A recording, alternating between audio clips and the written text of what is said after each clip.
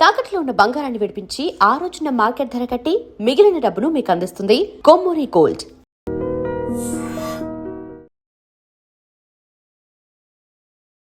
నమస్కారం, welcome to I dream. ధర్మ మార్గం విత్ విజిత కార్యక్రమానికి స్వాగతం.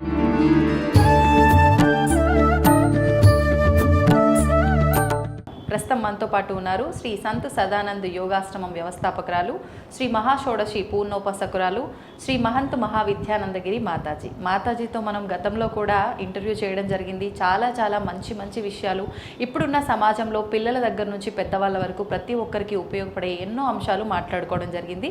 మరి ఇవన్నీ మాట్లాడుకోవడానికి ముందు గతంలో మనం మాతాజీని పరిచయం చేసుకున్నప్పుడు ఒక రకంగా పరిచయం చేసుకున్నాము. ప్రస్తుతం మనం ఇంకొక రకమైన బిరుదులతో మాతాజీని మనం పరిచయం చేసుకుంటున్నాము. అసలు ఈ మార్పు ఏంటి, ముందుగా అసలు ఎందుకు ఈ మార్పు, ఇలాంటివి ముందుగా మాతాజీతో మాట్లాడి తర్వాత మనం కార్యక్రమం ప్రారంభిద్దాం. మాతాజీ నమస్కారం. శ్రీమాత్రే నమః. తల్లి జగన్మాత పరిపూర్ణ అనుగ్రహ ప్రాప్తిరస్తు. ధన్యవాదాలు మాతాజీ. క్రిందటిసారి మనం మాట్లాడుకున్నప్పుడు నేను మిమ్మల్ని మన వాళ్ళందరికీ పరిచయం చేయడం మహావిద్యానందగిరి మాతాజీ అని చెప్పి నేను పరిచయం చేయడం జరిగింది. కానీ ఈసారి ఒకటికి 2 రకాల బిరుదులు ఎక్కువగా కనిపిస్తున్నాయి పేర్లు. అసలు వీటిని బిరుదులు అనాలా, లేకపోతే మీకు ఇచ్చిన గౌరవం అనాలా, అసలు ఏంటి, ఎందుకు, వాటి గురించి వివరణ ఇవ్వండి ముందుగా. అర్హతకి గురువులు ఇచ్చిన అద్భుత యోగము అనాలి. అర్హత కలిగిన వారికి సద్గురువులు ఇచ్చిన అద్భుత యోగము అనాలి. ఇందులో నిజంగా మాట్లాడాలంటే మా గురువుగారు మీకు బాగా పరిచయమే కదా. ఎందుకు అలా అనాలంటే గురువుగారి గురించి ఎంతసేపు చెప్పుకుంటే అంత ఆనందం కలుగుతుంది నాకు. వారి పేరు శ్రీ సంత్ సదానందగిరి బాబా గారు. అందుకని చెప్పి ఆ పేరు అలాగే ఉండాలి, ఎప్పటికైనా నా గురువుగారి పేరు చిరస్థాయిగా ఈ దేశంలో నిలబడి ఉండాలి అనే సంకల్పంతో సన్యాస దీక్ష తీసుకున్న తర్వాత అందరం కమిటీ మెంబర్లము, బాబా గారి భక్తులు అందరం కలిసి మాట్లాడుకొని శ్రీ సంత్ సదానంద యోగాశ్రమం ట్రస్ట్ని ప్రారంభించాం బాబా గారి పేరిట.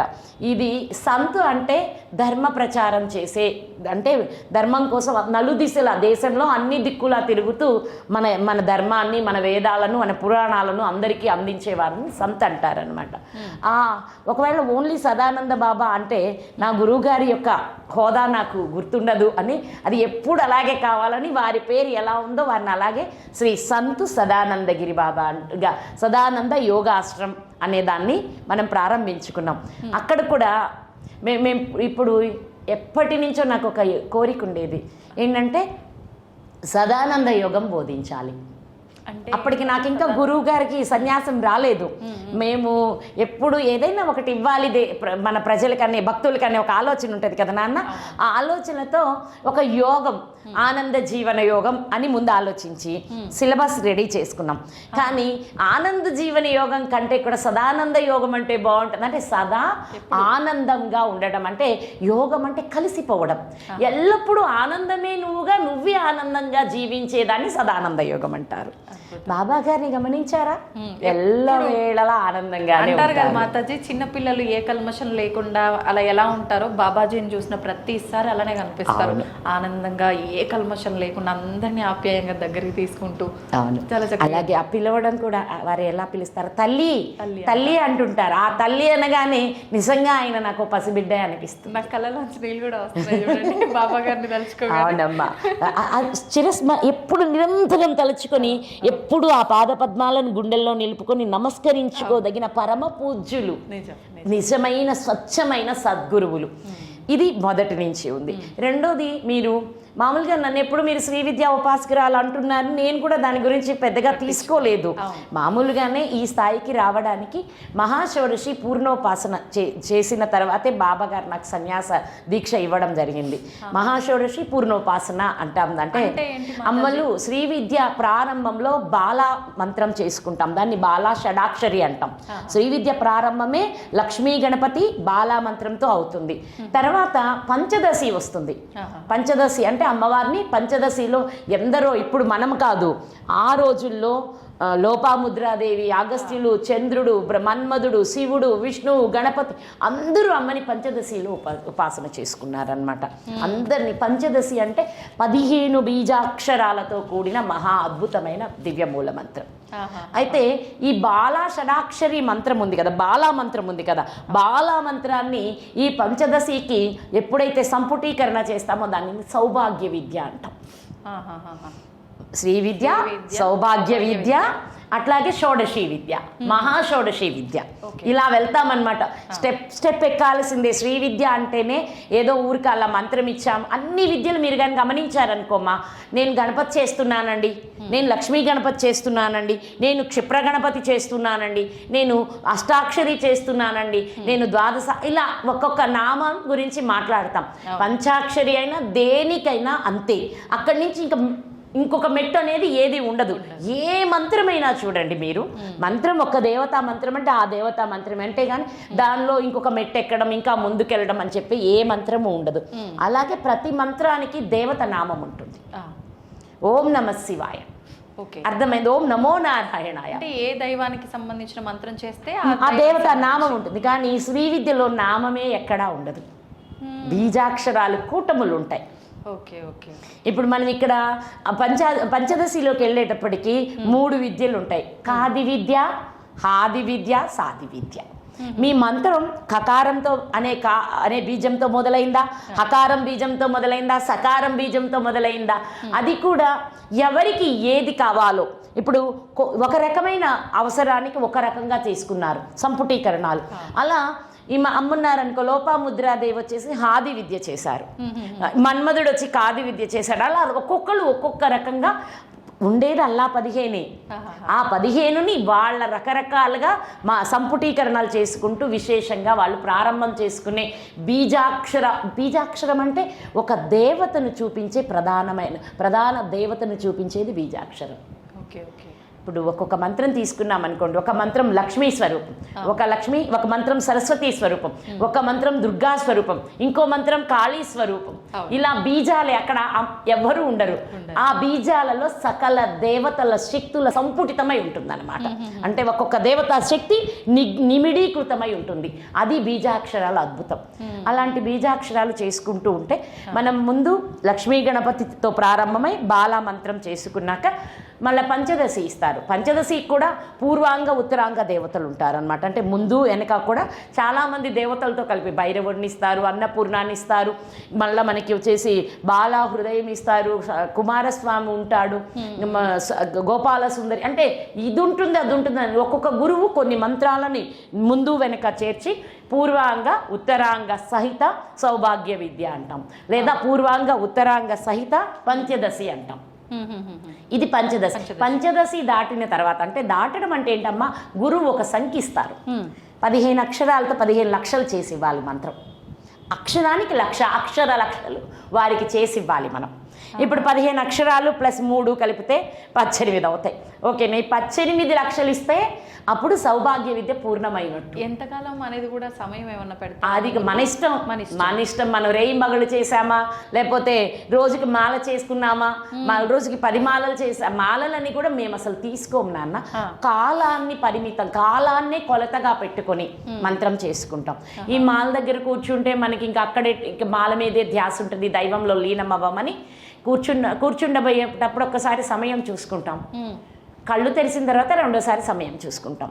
మరి ఎంత అయింది, ఆ నిమిషానికి ఎన్ని చేస్తున్నాం అనేది మాకు తెలుసు కదా. ఒక్క నిమిషానికి ఒక మంత్రం ఎన్నిసార్లు జరుగుతుంది. ఇప్పుడు బాలా మంత్రం అనుకోండి 50 సార్లు వెళ్ళిపోతుంది, 60 సార్లు చేసే వాళ్ళు కూడా ఉంటారు. అలాగే సౌభాగ్య విద్య చేసామంటే నిమిషానికి 24 సార్లు 20 సార్లు వెళ్తుంది. అదే మళ్ళీ షోడశికి వెళ్ళామనుకోండి 16 సార్లు 14 సార్లు. అంటే ఒక వ్యక్తి యొక్క గమనంని బట్టి, ఆయన ఎలా నడుస్తున్నాడు అనే దాన్ని బట్టి ఏ వ్యక్తికి ఆ వ్యక్తికి తెలుసు కదా ఎన్నిసార్లు నేను చేస్తున్నాను అనేది. ముందు తను లెక్కించుకొని ఒక నిర్ధారణకు వచ్చాక నేను గంటకి 1000 చేస్తాను, నేను గంటకి 800 చేస్తాను, నేను గంటకి 900 చేస్తానని వచ్చాక 3 గంటలు చేసాము, 3 గంటల కళ్ళు తెరిసామనుకోండి 3000 అయినాయి అని లెక్క పెట్టుకుంటాం. అదే బాలం అనుకోండి 3 గంటలు చేస్తే 9000 చేసేస్తాం. అలా ఉంటుందన్నమాట. ఈ అక్షర లక్షలు పూర్తి చేసేసుకుంటే ఏదైతే ప్రధాన మంత్రం ఉందో అప్పుడు రెండో మంత్రం ఇస్తారు. అది కూడా పూర్తి చేసుకొని మళ్ళా తద్దశాంశం క్షీరతర్పణాలు ఇవ్వాలి, తద్దంశాంశం హోమం చేయాలి. హోమం చేసిన తర్వాత బ్రాహ్మణులకి స్వయం పాక దానాలు చేసుకోవాలి. 10వ వంతు అని వెళ్తూ ఉంటుంది. ఓ 1,00,000 జపం చేశాను అనుకోండి, 10,000 క్షీర తర్పణం ఉంటుంది, దాంట్లో 1000 హోమం ఉంటుంది, దాంట్లో 100 మార్జనం ఉంటుంది, దాంట్లో 10 భోజనం ఉంటుంది. అంటే ఇలా ఒక ఇది ఉంటుంది అన్నమాట, ప్రాసెస్ ఉంటుంది మనకి. అవును, అది పూర్తి అయిపోయిన తర్వాత మనం షోడశికి వెళ్తాం. షోడశిలో కూడా షోడశి వేరే, మహాషోడశి వేరే. ఏంటమ్మా షోడశి అంటే 16 అక్షరాలతో ఉంటుంది మంత్రం. మహాషోడశిలో పంచశ్రీ ప్రణవాలు అంటే ప్రణవం అంటే ఓంకారం, కానీ శ్రీ ప్రణవాలు అంటే స్త్రీని చూపించడానికి 5 ప్రణవాలు చూపిస్తాయి. మళ్ళీ అవి మనం చెప్పం, బీజాక్షరాల గురించి బయట ఎక్కడ మాట్లాడం. పంచ ప్రణవాలు ఉంటాయి, శ్రీ ప్రణవాలు. ఆ పంచశ్రీ ప్రణవాలతోటి ముందు 5 వెనక 5 కలిపి మనకి ఇచ్చేస్తే అది మహాషోడశి అవుతుంది.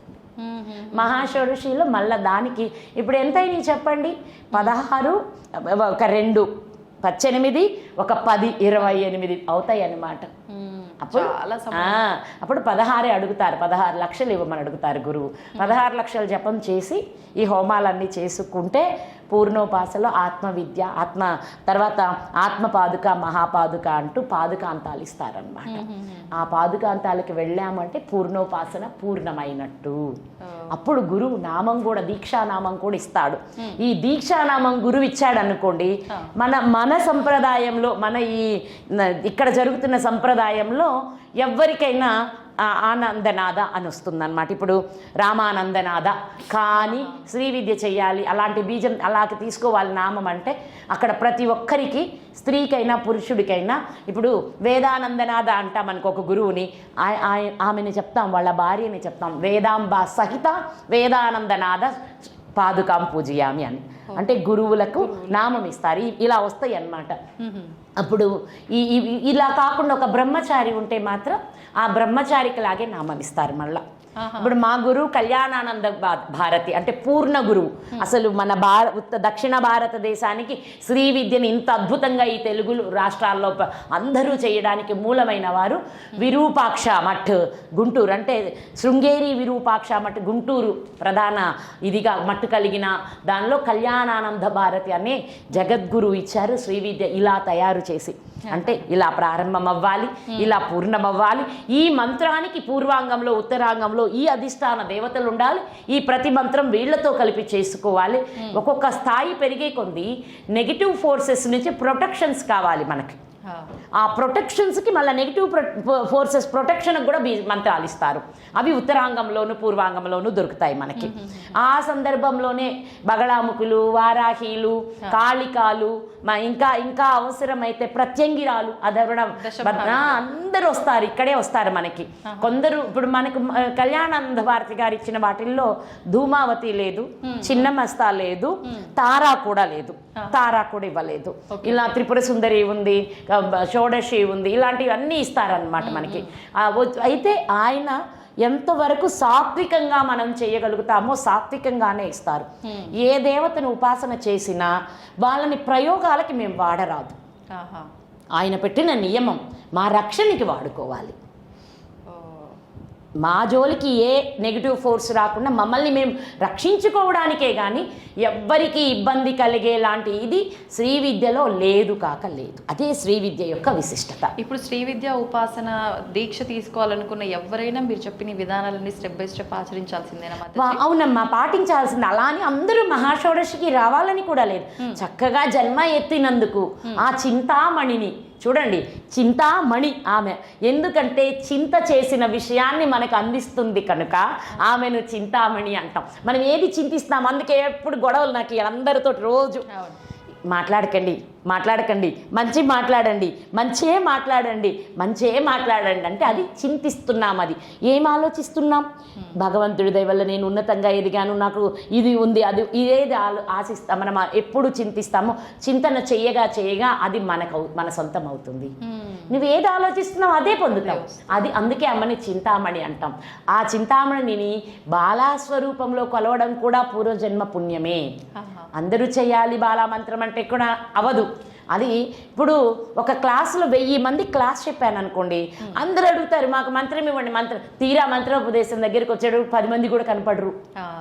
అది అక్కడ వాళ్ళ యొక్క పూర్వంలో ఉందా లేదా అని చెప్పి ఉంటుందన్నమాట. కాబట్టి బాలామ్మతో ఒక్కసారి శ్రీ విద్యలో బాలామంత్రాన్ని అలా తలుచుకున్న గురువు ఇచ్చిన తరువాతే దానికి విలువ అనమాట. గురువు ద్వారా అర్హత కలిగిన గురువు ద్వారా బాలామంత్రం 10 సార్లు తలుచుకున్నా మనం మళ్ళీ మరుజన్మలో అమ్మవారి ఉపాసకులుగానే పుడతాం. అంతే, ఈ జన్మలో ప్రారంభించాం కదా. అందుకని ఈరోజు ఈ మాల చేస్తూనే శరీరం అయిపోయింది అనుకోండి, తిరిగి మళ్ళీ అమ్మవారి ఉపాసన యోగ్యతతోనే పుడతాం.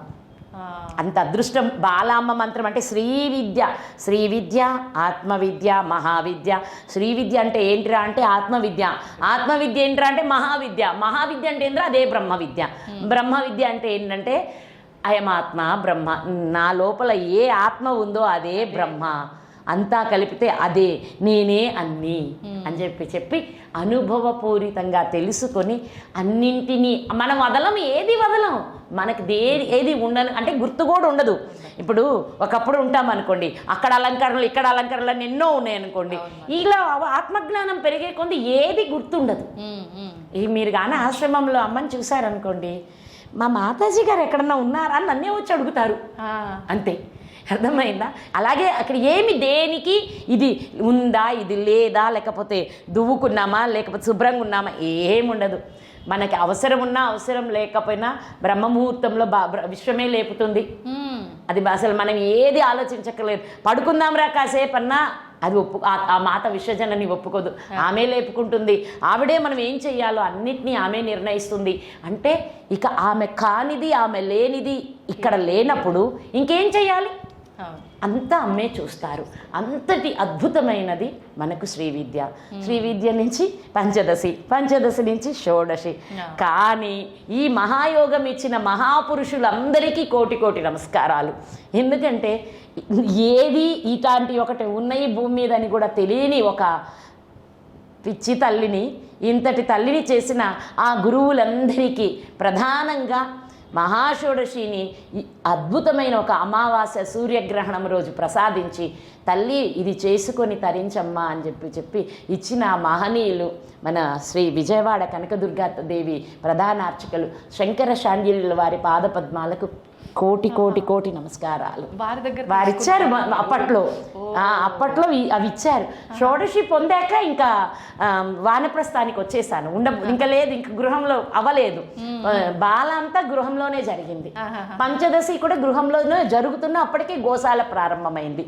గోశాలలో అటు ఇటు అంటూ ఉన్న ఎప్పుడైతే మహాషోడశి ఆ మహానుభావులు బోధించారో ఇక ఆ తర్వాత ఇక్కడ మనసుకి ఇంక వేరే ఏమీ లేకుండా అన్నిటినీ అమ్మే వదిలిస్తూ అదే చెప్తాను, మనం ఏం చెయ్యాలన్నా మనం చెయ్యలేము. అమ్మ చెయ్యాలనుకున్నాక ఉండాలన్నా ఉండలేం. అంటే ఇప్పుడు ఒక నదిని పరిగెట్టించాలంటే మనం పరిగెట్టించగలమా? లేదు. ఒక ఆనకట్టలన్నీ కట్టి నీటిని ఆపారు, వరదొచ్చాక ఆపగలదా ఆనకట్టన్నా? అది అమ్మంటే. అమ్మని ఏమని కొలుస్తాము? మూల ప్రకృతి వ్యక్త స్వరూపిణి. ఈ ప్రకృతిలో కనిపిస్తున్నదంతా అమ్మే, కనిపించకుండా గమనానికి కారణమైనది అమ్మే, అన్నిటికీ మూలం అమ్మే. అందుకే ఆదిశంకరాచార్యుల వారు శివశక్తాయుక్తో అంటూ మన సౌందర్య లహరిలో మొదటి శ్లోకంలోనే అంత రహస్యం చెప్పేస్తారు ఆయన. ఇంకేమి లేదు, మొత్తం చెప్పేశారు. అమ్మ నువ్వు లేకపోతే ఏదీ లేదు తల్లి, త్రిమూర్తులు కూడా నిన్నే ఆరాధిస్తున్నారు. ఆ పరమేశ్వరుడు ఉన్నాడే, ఆయన స్వయంగా చైతన్యవంతుడైనప్పటికీ శక్తి లేకపోతే ఆ చైతన్యంలో కూడా కదలిక ఉండదు. కదలికకి అంటే ఈ జగత్తుకి మొత్తానికి మూలం మీరేనమ్మా, మీ ద్వారానే ఇదంతా జరుగుతోంది. అలాంటి బ్రహ్మాదుల చేత పూజలు అందుకుంటున్నాం. మిమ్మల్ని పూజించాలంటే మేము పూర్వజన్మలో పుణ్యం చేసుకోకపోతే ఇది సాధ్యమా తల్లి అని అడుగుతారు. అట్లనే అమ్మ అసలు ఈరోజు ఇక్కడ ఈ మాట మనం మాట్లాడుకోవాలన్నా కూడా ఆమె అనుమతి ఉంటేనే జరుగుతుంది. అది అన్నమాట. అందుకని మీరేమని పిలిచారు? పూర్ణోపాసకురాలు అనడానికి కారణం ఏంటంటే సన్యాస దీక్షకి ముందే మహాషోడశి పూర్ణోపాసన జరిగింది. ఆ తర్వాత గురువుగారు సన్యాసం ఇచ్చారు. అప్పటి నుంచి వారు నాకు మహావిద్యను ఉపాసన చేసిందను ఏమో తెలియదు, ఆయన మహావిద్యానందగిరి మాతగా గిరి సంప్రదాయంలో ఆ నామంతో సన్యాస దీక్ష ఇచ్చారు. ఆ మహంత్ ఇప్పుడు కొత్తగా ఇచ్చారనమాట గురుదేవులు. ఇప్పుడు మాది జునా అఖాడా బాబా గారి ద్వారా సన్యాసం తీసుకున్నాను, కానీ ఇప్పుడు పంచాయతన నిరంజని అఖాడా ద్వారా గురుదేవుల ఆశీస్సులతో వారు వచ్చేసేసి మాయాపూర్ మన హరిద్వార్ ఉంది కదా అమ్మ, అక్కడ వారు ఆ ఆశ్రమం ద్వారా వారు వచ్చేసి 1008 మహామండలాధీశులు అంటారు. అంటే ఈయన అంత ఉన్నతంగా ఎందరికో దీక్షలు ఇచ్చి సన్యాస దీక్షలు మహంతు దీక్షలు ఇచ్చిన మహాగురువు ఆయన. అంటే మనకి ఇప్పుడు వాళ్ళని ఏమంటాం, జగద్గురువులు అంటాం చూడండి, 4 పీఠాలు. అలాగే వీళ్ళందరూ జగద్గురువులు అన్నమాట.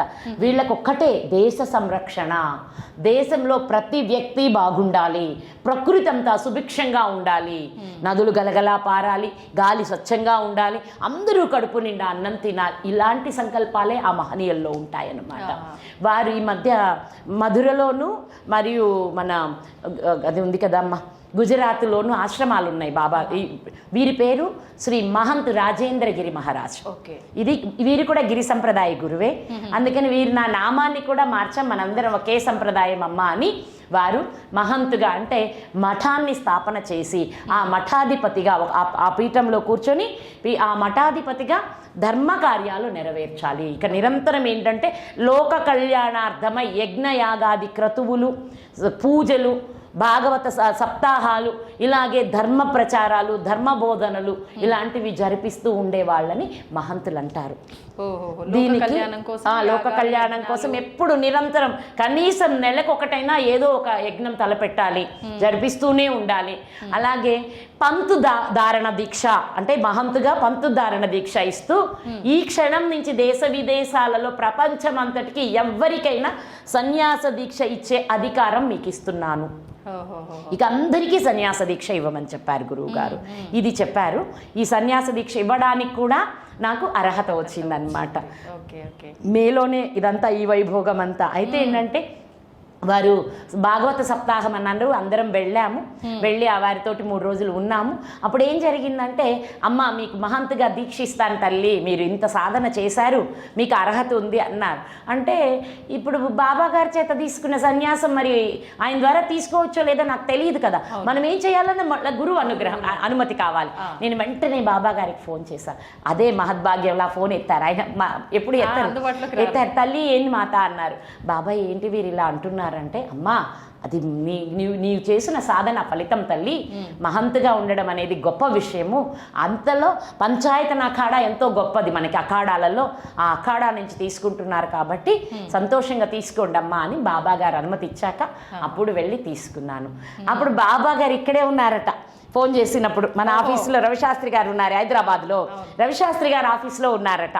ఉంటే వెళ్ళి రవిశాస్త్రి గారికి చెప్పారంట, మా గిరమ్మకి ఇలా మహంతుగా దీక్షిస్తున్నారు పలాని గురువు గారు అని చెప్పి అప్పుడు అరే మా గిరమ్మకి నేను ఒక బహుమతి ఇవ్వాలి, ఇలా వస్తున్న అందుకొని అంబరమాల కొని పెడతాను అని చెప్పి ఇదిగోండి మా గురువు గారు సదానందగిరి బాబా గారు నా కోసం ఎంతో ఇదిగా ఇచ్చిన బహుమతి అన్నమాట. ఇది మన ఆశ్రమానికి వచ్చి మరి ఇచ్చారు. ఈసారి మీరందరూ రావాలి మన ఆశ్రమానికి. అయితే మన ఆశ్రమం అంటే ఒక మాట గుర్తొచ్చింది తల్లి. గురువుగారుల ఆజ్ఞతోటి వారు చెప్పారు, దానికి తోడు నాకు ఒక సెంటిమెంట్ ఉంది. నాకు వచ్చేసేసి జ్యేష్ఠ మాస అమావాస్య రోజు, ఆ రోజు సంపూర్ణ సూర్యగ్రహణం అన్నమాట. నాకు మహాషోడశి ఉపాసన ఇచ్చారు, చెప్పాను కదా అమ్మ శంకర శాండిల్య గురువు గారు ఇస్తూ. ఇది చాలా గొప్పదైన సంధి కాలము. ఇక ఉత్తరాయణం వెళ్తూ దక్షిణాయనం వచ్చే రోజులు, ఇంకా 15 రోజుల్లోపే మనకి దక్షిణాయనం వస్తుంది. దీన్ని సంధికాలం అంటామమ్మ. చాలా మంచిది ఈ రోజులు. ఈ రోజుల్లో విశేషంగా ఏదైనా సంకల్పించి ప్రతి సంవత్సరం లోక కళ్యాణార్థమై మంచి పూజలు చేయమన్నారు. అప్పటి నుంచి ఏదో ఒకటి చేస్తూ వస్తున్నాము.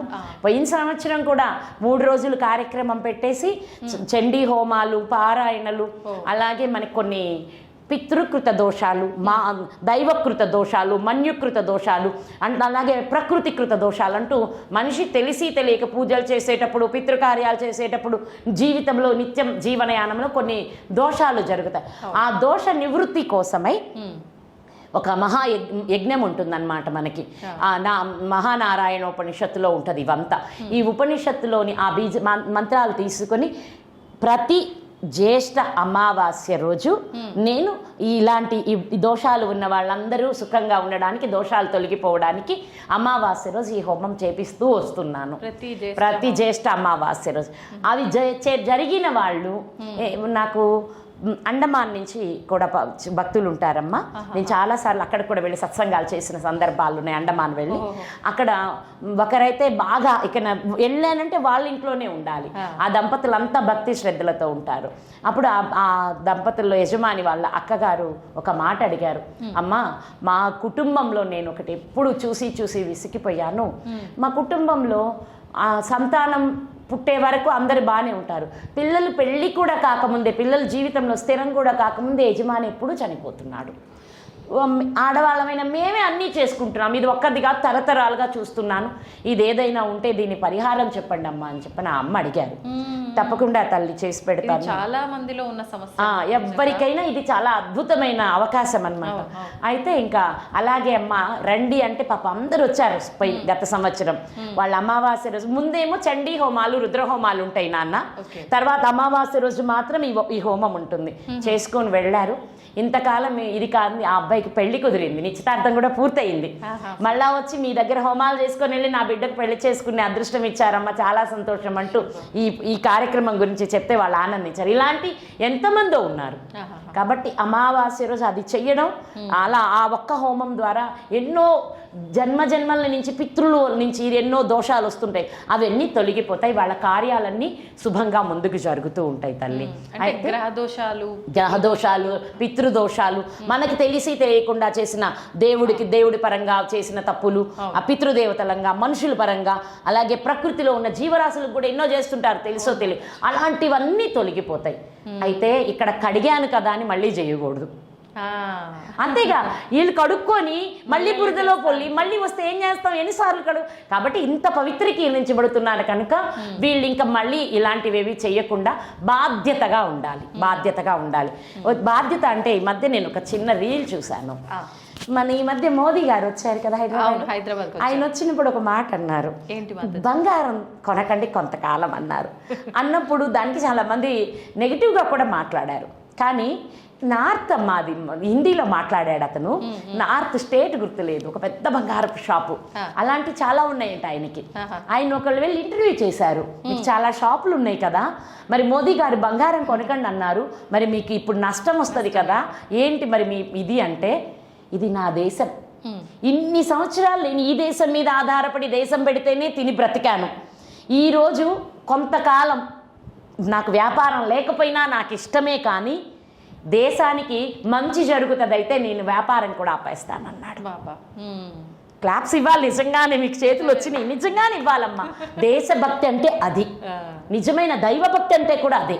ఇప్పుడు ఈరోజు మోదీ అనే పేరు మన ఇద్దరికి వద్దు అసలు, ఆయన మన దేశానికి ప్రధానమంత్రి, అనేక మన నాయకుడు. ఇప్పుడు గతంలో ప్రతి ఒక్కరికి ఒక స్వేచ్ఛ ఉంటుంది, మీకు నచ్చిన వాళ్ళని మీరు నాయకుడిగా ఎన్నుకోవడానికి ఓటేసే హక్కు ప్రతి వ్యక్తికి స్వేచ్ఛ ఉంది. ఇందులో ఎవ్వరిది ఇది లేదు. ప్రచారాలు చెయ్యొచ్చు, మా నాయకులు అనొచ్చు, వాళ్ళ కోసం మనం ఎన్నైనా చెయ్యొచ్చు. కానీ ఒక్కసారి ప్రజల తీర్పంటూ వాళ్ళు గెలిచి వాళ్ళు నాయకులైన తర్వాత వాళ్ళ మాటలని గౌరవించడమే నిజమైన భక్తి, నిజమైన ధర్మం. వాళ్ళ తర్వాత ఈరోజు వాళ్ళు ఉంటారు, రేపు ఉండరు కదమ్మా. కానీ మనకు కావాల్సింది ఏంటంటే ఆ ప్రేమ, ఆ వ్యక్తి పదవి.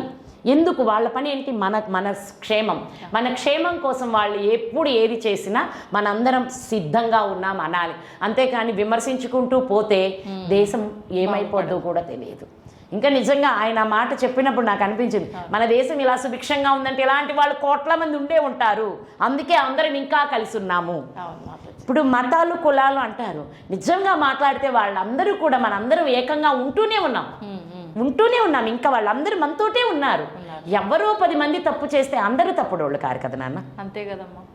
ఇప్పుడు ఇప్పుడు ఎవడో అన్ని చోట్ల వెధవలు ఉంటారు, వాళ్ళు చేసిన తప్పుకి మనం అందరినీ విమర్శించకూడదు. కానీ జరుగుతున్నది అదే, ఒకరి దగ్గర జరిగితే అందరు అనొద్దు. నేను అందరికి ఇదే అన్నమాట. ఇప్పుడు మనం నిద్రలేస్తే అన్ని మతాల వాళ్ళని కలిసే బ్రతుకుతున్నాం.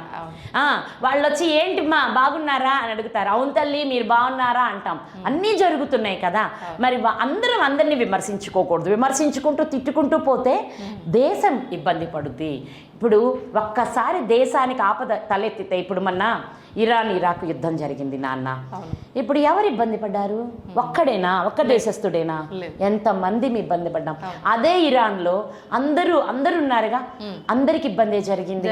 అట్లాగే ఒక దేశానికి ప్రమాదం వస్తుందంటే ఏ మతమో రక్షించబడదు, ఏ కులమో రక్షించబడదు, ఏ పార్టీనో రక్షించబడదు. ఓన్లీ బీజేపీకి సంబంధించిన వాళ్ళు బతుకుతారా? కష్టం వస్తే బీజేపీ వాళ్ళ కూడా వస్తుంది. మంచి చెడు అన్నిటికీ అందరి మీద ప్రభావం చూపి. అందుకే నేనంటే దైవభక్తి అంటే నాకు తెలిసి దేశభక్తే నా దృష్టిలో. ఉపాసన అంటే అమ్మవారిని ఉపాసిస్తున్నామంటే భరతమాత ఉపాసన చేస్తున్నాము అంతే నాకు తెలిసి. అమ్మవారు సాక్షాత్తు మనం ఉపాసన చేసే ఆ జగద్మాతే మన భరతమాత.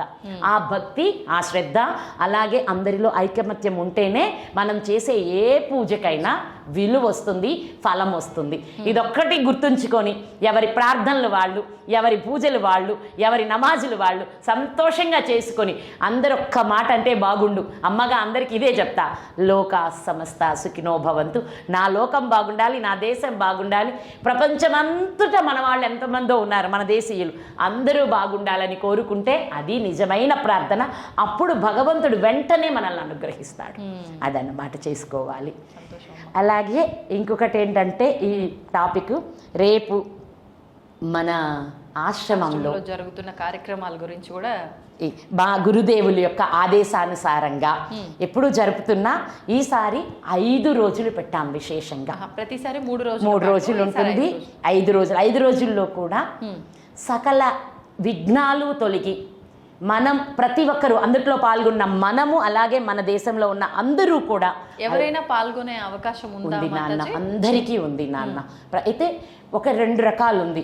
ఒకటి వచ్చేసేసి 9వ తారీఖు నుంచి ప్రారంభించి 5 రోజుల దీక్ష చేసేవాడిది ఒక విధానం. 5 రోజులు అక్కడే ఉండాలి, అన్నీ చెయ్యాలి, కుదరదమ్మా అనుకుంటే 13వ తారీఖు ఉదయం జరిగే నవార్ణ చండీ హోమంలో పాల్గొని ఆ ఒక్కరోజు పూర్ణాహుతి పూర్ణం చేసుకునేది ఒక విధానం అన్నమాట. అది 2 విధానాలు ఉన్నాయి. వస్తే 5 రోజులు దీక్షకి రావచ్చు. దేని ఫలితం దానిదే. తప్పకుండా ఎవరైతే ఈ 5 రోజుల పరిపూర్ణ దీక్షలో పాల్గొంటారో వాళ్ళ సంకల్పాలు తప్పకుండా నెరవేరుతాయి. ఏమేం చేస్తున్నాం? 108 సార్లు గణపతి అధర్వణ శీర్ష పారాయణ, 108 సార్లు మన్యుసూక్త పారాయణ. మన్యుసూక్తం అంటేనే మనిషిని మనిషిగా నిలబెట్టే సూక్తం. మనలో ధైర్యం నెలకొంటుంది, లోపల ఉన్న అన్ని బాధలు వెళ్ళిపోతాయి. అలాగే మన చుట్టూరు ఉండే ప్రకృతి అంతా మనకు అనుకూలంగా ఉంటుంది. అంత గొప్పది మన్యుసూక్తం, మన్యుసూక్త పారాయణ. గణపతిని విఘ్నాలన్నీ తొలగిపోయి అఖండ విజయం లభిస్తుంది. తర్వాత వచ్చేసి 108 సార్లు శ్రీ సూక్త పారాయణ. శ్రీ సూక్తం అంటేనే, సూక్తం అంటేనే పరిపూర్ణంగా విశేషంగా ఆ దేవత గురించి చెప్పబడినది అని అర్థం.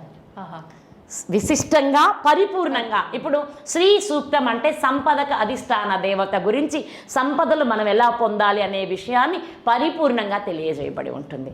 అర్థమవుతుందా? దుర్గా సూక్తం శక్తి, శత్రు సంహారిణి, అలాగే కర్మని అక్కడ కూడా చెప్తాం. దుర్గా సూక్తం ప్రారంభంలోనే ఓం జాతవేదసే సునవామ సోమమరాతి యతో నిదహాతి వేద సన పరుషదతి దుర్గాణి విశ్వానావేవ సింధుం దురితాత్యగ్ని తామగ్నివర్ణాం తపసాజ్వలం తీం కర్మఫలేసు జుష్టాం.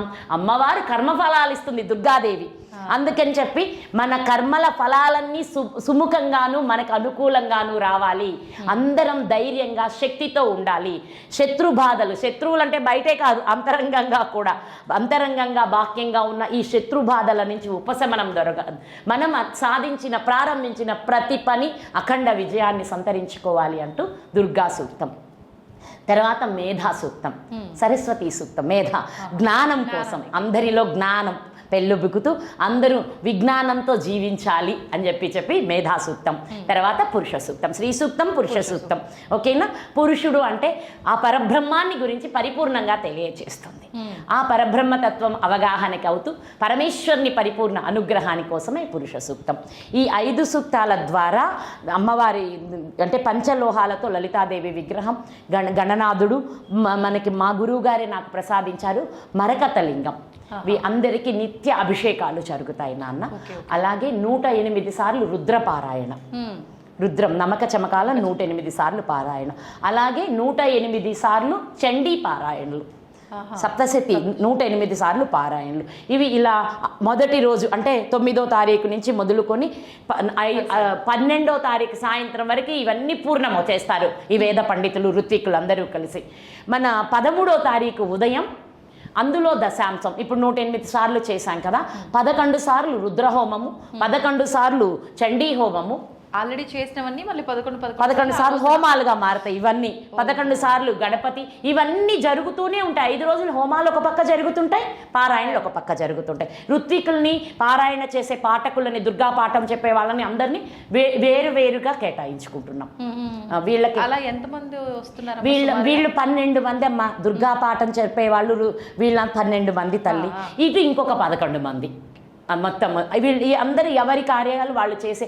ఇది వచ్చేసేసి బ్రహ్మశ్రీ మావిళ్ళపల్లి మృత్యుంజయ ప్రసాద్ శర్మ గారని ఆగమశాస్త్ర పండితులు, సుమారుగా సహస్రాధిక దేవాలయాలకు ఆగమశాస్త్రానుసారంగా నిర్మాణాలు చేసి ప్రతిష్ఠించిన మహనీయులు. వారు కూడా నాకు పూర్వాశ్రమంలో గురువులు. వారి ఆధ్వర్యంలో వారే ఈ ఋత్వికుల్ని, బ్రాహ్మణులని, అందరిని, వేద పండితుల్ని అందరూ వారి ఆధ్వర్యంలోనే ఈ కార్యక్రమం అంతా. అంటే మనము శుభపత్రిక పాంప్లెట్ అంటాం కదా, శుభపత్రిక ప్రారంభం రాసిన దగ్గర నుంచి పూర్ణాహుతి చేసి మంగళ ఆశీస్సులు అందించే వరకు అంతా వారి ఆధ్వర్యంలో జరుగుతుందన్నమాట. కనుక 50 మంది బిడ్డలందరూ ఈ గొప్పదైన అవకాశాన్ని సద్వినియోగపరుచుకోమని మన ఐడ్రీమ్ ద్వారా అందరికీ తెలియచేస్తున్నాను.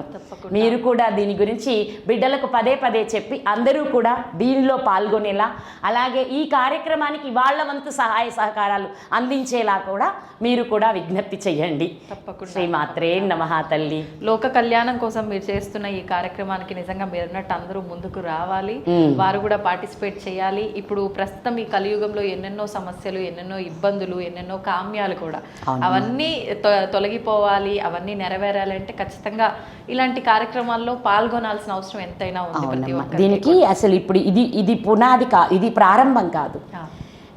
మన జనవరి సంక్రాంతి పండగప్పుడికే మామూలుగా ఏంటంటే కరోనాకి ముందు అది ఎప్పుడు వచ్చింది, 2020లో వచ్చిందా?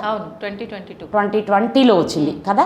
2020లో వచ్చినప్పుడు దానికి ముందే ఇంకా జనవరి కూడా రాలేదు. మేము 19లోనే 2019లో అమ్మవారి గుడికి ఎక్కువ వస్తుండేదాన్ని. మార్చిలో వచ్చింది కదా. అందుకంటే ముందే మేము అమ్మవారి గుడికి వెళ్తూ ఉంటాం అన్నమాట. వెళ్తుంటే ఓ బిడ్డ ఉండేవాడు, చదువుకుంటున్నాడు, CA, అన్నీ ఎట్ ఏ టైం కంప్లీట్ చేశాడు. ఫైనల్ ఇయర్ ఎగ్జామ్స్ దగ్గర నుంచి అబ్బాయి ఎగ్జామ్స్కి అటెండ్ చేయకపోతున్నాడు. వాళ్ళ అమ్మ దాని గురించి చాలా బాధపడుతుండేది.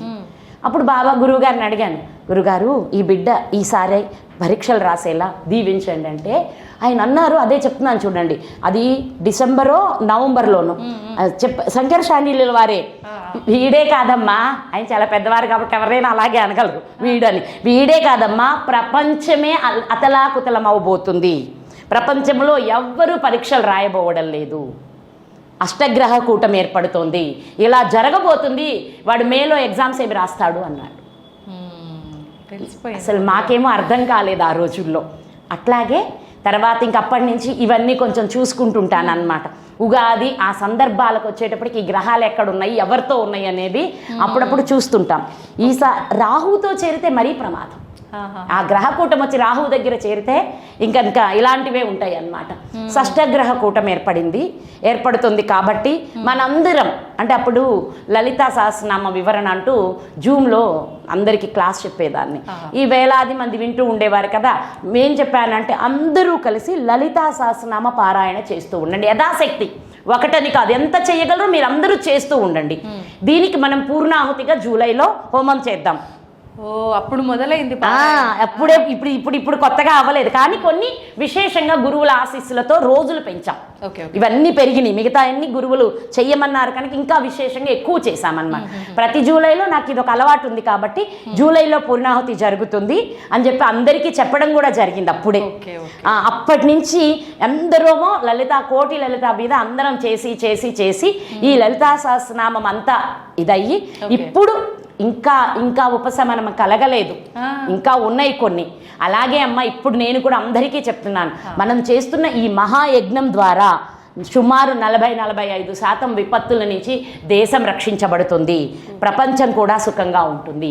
ఇది మనం ఏది చేసినా ప్రపంచ శాంతి ఒక్కళ్ళు అయితే ప్రత్యేకంగా ఆ బంగారపు కొట్టతడు అన్నట్టు మనం ఇక్కడ పుట్టాం, ఈ తిండి తిన్నాం, ఈ నేల మీద పెరిగాం కాబట్టి ముందు మన దేశం ఏమనుకుంటామమ్మ, నేను బాగుండాలి, నా కుటుంబం బాగుండాలి, తర్వాత మన దేశం దాకా వస్తాం, అంతే కదా నాన్న. అట్లాగే ఏంటంటే ఇప్పుడు చేస్తున్న ఈ హోమంలో ఈ 5 రోజులు పాల్గొనలేకపోయినా వాళ్ళు గోత్రనామాలను మాకు ముందే అందచేస్తే ఈ పాల్గొనే వాళ్ళందరికీ దీక్షా వస్త్రాలు ఇచ్చి వీళ్ళని దీక్షలో కూర్చోబెడతాం.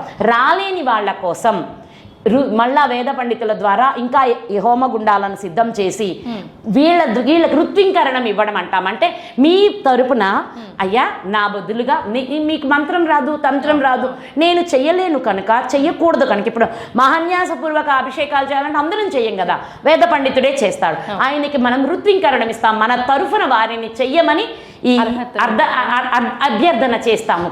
అప్పుడు ఆయన సిద్ధమవుతారు. అప్పుడు కూడా వందల మందికి కూడా ఇవ్వను, ఒక్కొక్క పూజారి 2 పూజారులకి 27 మంది గోత్రనామాలు ఇచ్చి, అంతకంటే ఎక్కువ ఇవ్వను, 27 మంది గోత్రనామాలు ఇచ్చి వీళ్ళ తరఫున వాళ్ళు రాలేకపోతున్నారు, వీళ్ళ తరఫున మీరు చెయ్యండి అంటూ ఇస్తాము. అలా పాల్గొనవచ్చు, పూర్ణాహుతికి రావచ్చు.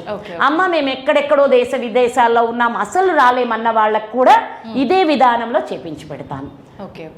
రాలేని వాళ్ళకి విశేషంగా అప్పుడు ఈ పూర్ణాహుతి అంతా అయిపోయిన తర్వాత వాళ్ళకి ప్రసాదాలు, ఈ గురువుల నుంచి వచ్చిన ఏమైనా ఉంటాయి రక్షలు, అలాంటివన్నీ కలిపి కొరియర్ ద్వారా పంపిస్తాం.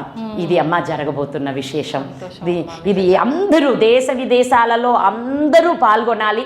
ఇంకోటి, మామూలుగా పెరుగుతూ ఉన్నప్పుడు గురువులకి శిష్యులు ఉంటారు, అందుట్లో కాస్త ధనమున్న వాళ్ళు కూడా ఉంటారు. చెప్తే 10 మంది కూడా పూర్ణం చేస్తారు. ఈ విషయం మొన్న కమిటీ పెట్టుకున్నారమ్మా ఈ పూజ కోసమే. ఇక్కడి నుంచి వస్తున్నారు, అక్కడ అందరూ మన హైదరాబాదు అందరూ ఉన్నారు. ఈ అందరి నిర్ణయించుకొని పలాని 20 మంది అని పేర్లు కూడా అనుకున్నారు. కారు ఎక్కాం, నేను హైదరాబాద్ తీసుకొచ్చేటప్పుడు, నాన్న వినయ్ ఒక్కసారి ఆలోచించు, 20 మంది ఏం చేస్తారు, మేమిచ్చామంటారు. 20 మంది మేమిచ్చామంటారు, కానీ ఇందులో ఎంతమంది ఎక్కువ పాల్గొంటే దేశ సంకల్పం అంటే దేశానికి మంచి జరుగుద్దంట, లోక కళ్యాణం జరుగుద్దంట, మనమంతా బాగుంటామంట అని కొన్ని వేల మంది అంటే శుభం జరుగుతుంది నాన్న. కాబట్టి ఒళ్ళు అవడం లేదనే మాటలు పక్కన పెట్టి తిరిగి ప్రతి ఒక్కరికి తెలియచేయండి. అందరికీ ఒకటే ధర్మం, ఇక్కడ అందరూ పాల్గొనేలా చూడండి అని చెప్పి నేను చెప్పాను అనమాట. కాబట్టి ఇప్పుడు ఏంటంటే దీనిలో అందరూ డబ్బున్న వాళ్ళే ప్రారంభించాలి, వాళ్ళు ఏదో కాదు.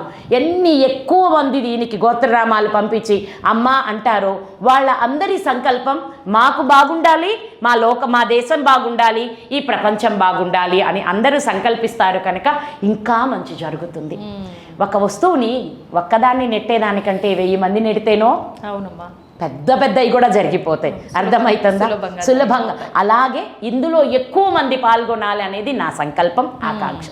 సులభంగా జరుగుతుంది, అందరికీ ఆ దేవదేవుల అనుగ్రహము, వాళ్ళు ఫలితం కూడా తప్పక పొందుతారు. అది మాత్రం జరుగుతుంది. ఇంతటి గొప్ప మన వేద మంత్రమే విశిష్టమైనది. కలౌ చండీ వినాయక, కలియుగంలో చండీదేవిని వినాయకుడిని ఆరాధిస్తే తక్షణమే ఫలితాలు వస్తాయి అని చెప్పారు. మనం ఇక్కడ ఇంతమంది దేవతలతో కలిసి గణపతితో మొదలుపెట్టి చండీతో పూర్ణం చేస్తున్నాం. అర్థమవుతుంది కనుక ఈ కలియుగంలో కలి యొక్క దోషాల నుంచి ఉపశమనము, గ్రహ దోషాల నుంచి వాళ్ళకి ఇబ్బందులు తొలగి అందరూ ఆనందంగా ఉండేలా మనము ఇది చేయబోతున్నాం కనుక అందరికీ ఈ అవకాశం కల్పిద్దామని ఈ సంకల్పించాను. మీరు అడిగారు ఏంటమ్మా అసలు రావడం లేదన్నారు రాగానే.